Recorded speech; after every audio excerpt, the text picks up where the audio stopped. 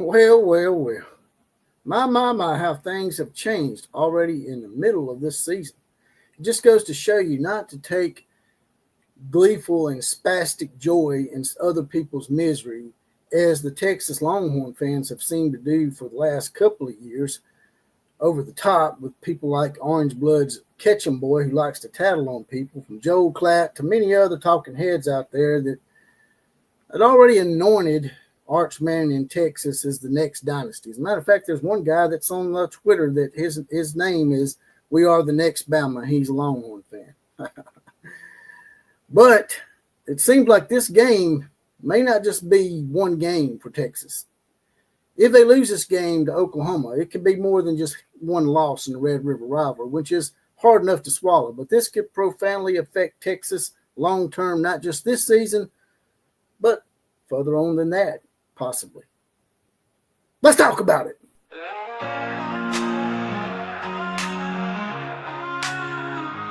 Born and bred in Tuscaloosa, not raised in Baton Rouge. Didn't ride no wagon train to Norman or to Boone.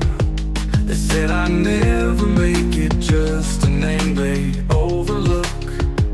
Now I'm burning up their game plans and ripping up their books. No 5-star shine, no silver spoon. I came up grinding on the Friday night moons. Now they feel me coming like a 4th down blitz. Got them talking sideways, throwing fits. But I must admit, I can't quit, 'cause I'm the outlaw of college Welcome to another football. episode of The Outlaw of College Football, where we are the home of the Common Joe and the Common Sally in the know, even more so than all those media talking heads. And let's go ahead and give a shout out to those that have donated to the show this month via Cash App, money $sign JPC316. You'll see at the bottom. I'm also on Venmo under JPC316. As a matter of fact, I got my first donation from Venmo this week from Russell Neese. Big donation, big, huge donation from Russell Neese. Big, huge shout out to him. John Hazelton, Tim Gillespie, Jerry Hawley, and Tess Morningside have all donated to the program to help me curb the censorship that I have encountered with YouTube from me reposting those Charlie Kirk TikTok videos in my short section. I'll be demonetized till December 14th. So if y'all can help me out, just hit me up on there. Now, getting right to it here. I don't know, man. I just can't help be tickled a little bit because me and my boy Killer Breeze had talked about this the whole offseason. We even talked about it going up to the game with Texas, that Texas could actually lose this game to Florida. Even with Florida being 1-3, we still thought Florida had a chance because they got a great defense. Florida's been in every single game that they played just about. And I know Miami added a few late scores on them, but they've been there because of their defense. And all it took was their offense not completely imploding one game to give their team a chance to win, and that's exactly what happened. They had 5 turnovers against LSU and still only lost by 10. So those of y'all that are really surprised by this, you really shouldn't be. There was red flags there. It's just like the Alabama loss to Florida State. There were red flags before that game with multiple injuries and a new setup, a new quarterback, and all that stuff. That's another topic for another day. Let's get back to those Texas long turds out there who are seem like they're losing their bowels just a little bit. And I got a few notey notes right here, old school style, about how this one game could not only destroy Texas' season, but it could destroy their program for a few years beyond this because of the ramifications of this game. It's not just it's the Red River rivalry. Texas had been anointed by numerous people. They were the number 1 team in the nation. Probably a record time. As a matter of fact, I got a couple of memes about it where this was the record time for the number 1 team to drop completely out of the top 25. Them and Penn State both, by the way, number 1 and number 2 to start the season. Clemson was number 4, so 3 of the top 5 are not even in the top 25, which makes this season a poster child for let's wait until the middle of October before we have polls, right? That way y'all don't look so stupid because you're just making yourself look stupid, AP and coaches poll. But I got a few notes here on why this could be very, very traumatic for Texas. The first thing is it doesn't look like John Mateer is going to start. If he does start, then y'all really going to be in trouble. But if he doesn't start, that may be the only saving grace for Texas. It may allow them to get a victory over Oklahoma this year that they otherwise probably wouldn't have had a chance to do. Because Oklahoma's got a great defense and Arch Manning sucks, the Oklahoma defense can keep Oklahoma in this game regardless of whether material starts or not. And that would be a real slap in the face. If Texas gets beat by Oklahoma's backup quarterback, that's going to be something that's really going to irk the Texas Longhorns and their contingent, especially that orange blood peckerhead over there that gets his panties in a bunch every time someone points out his mistakes. But a third loss would eliminate Texas completely from the playoffs. So the rest of the year would be just a wash and people questioning Texas and all that good stuff. The OU defense makes Sark's play calling look weak again.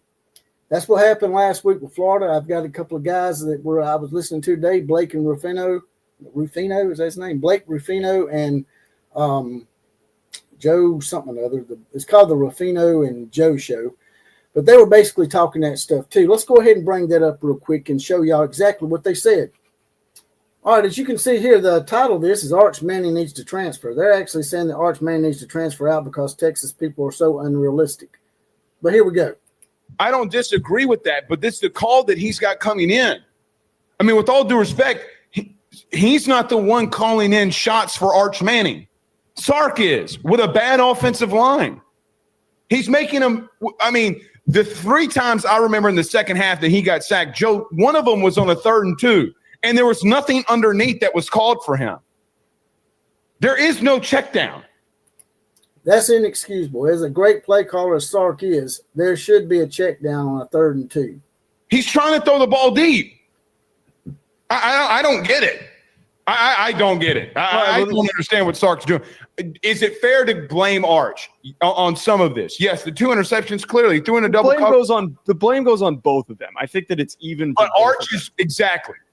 Arch is wearing the blame of what I think overall is a problem. They're not playing well anywhere on the offense. Receiver, quarterback, offensive line, run game. All of it has been bad. What might be still a really damn good defense. And that was Rufino and Joe Show, whatever. I can't pronounce the dude's last name, but that's not good. If your offensive line and your running game's not doing too good, that's not good news for Texas, considering they're probably playing, to me, what might be a better defense than Florida's. And that's saying a lot. Florida has an exceptionally great defense to me. Oklahoma's is a little bit better. So what's going to happen when you play at a good defense and he already had 2 turnovers against them? I mean, how many turnovers do you think? They may not even need an offense to actually beat Texas in this game. We're getting back to my notes and why this can be a very impactful loss for Texas, not just a Red River rivalry loss, but a huge loss going forward. OU being undefeated after this game, after the Red River rivalry, after all the talk during the offseason about Texas being number 1 and them on the dawn of a new dynasty, so to speak, and them not even being number 1.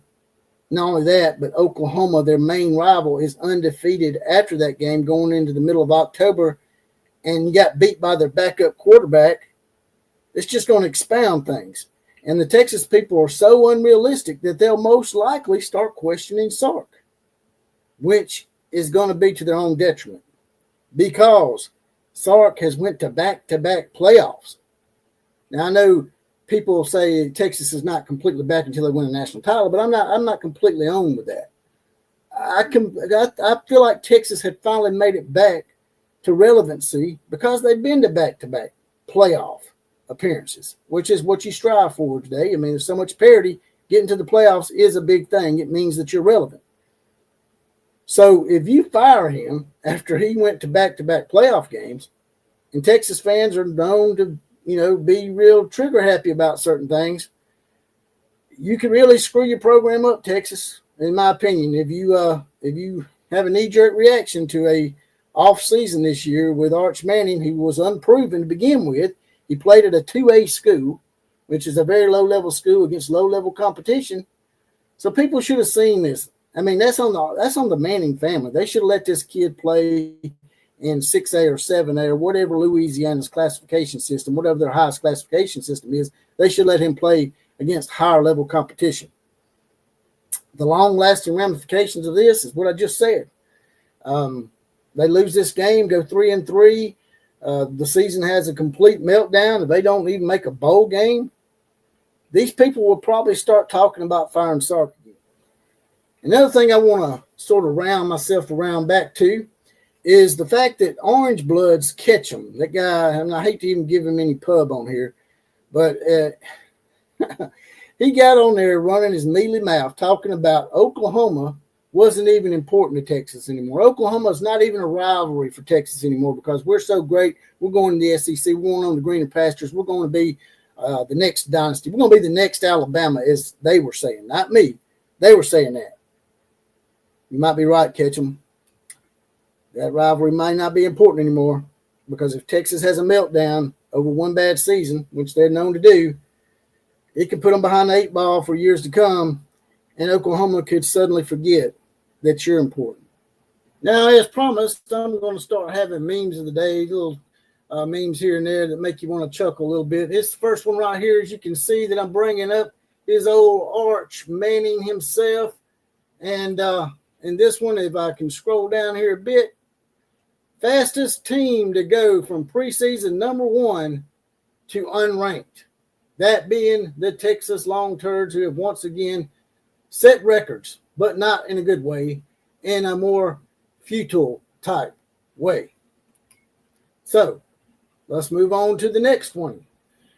This here came up on my phone. I think it might have come up on Johnny John's phone as well. You know, he's a guest on my show from time to time. Potential fraud. Come up with my phone. It's horns down and the lines. Damn, that's got to suck. And this next one is one that I created. As you see, half of it was Alabama shutting up the Vanderbilt loudmouth, that being the Manziel wannabe, Diego Pavia. But the one on the right here is the best one. It says the Texas Longhorns shat the bed against the Florida Gators. And it's got the little gator on top of the Longhorn. As you can see, there's diapers surrounding his bed. And that was the memes of the day. And that's what I'm going to leave y'all with. Like, share, comment, and subscribe to this channel. That's the big 4. They're all absolutely free. Also, if you want to do a little something extra and help me curb that censorship by YouTube, there it is coming across the scroll. It's money $ JPC316 on Cash App, as well as on Venmo, JPC316. KMCA to all the other teams. Class is now officially dismissed.